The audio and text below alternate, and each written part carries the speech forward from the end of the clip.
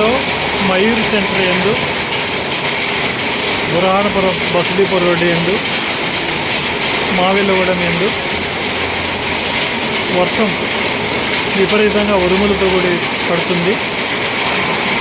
రోడ్లంతా నీటి మునిగాయి. వాహనదారులు చాలా ఇబ్బంది పడుతున్నారు. ఉరుములు మెరుపులు విపరీతంగా వస్తున్నాయి.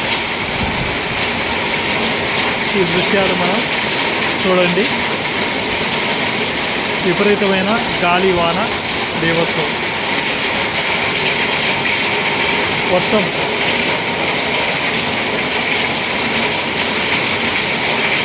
చక్కగా పడుతుంది. మే నెల అంతా కూడా ఎండల కాలం అనుకున్నారు. ఎండలు లేకుండా చల్లగా గడిచిపోతుంది ఈ సంవత్సరం.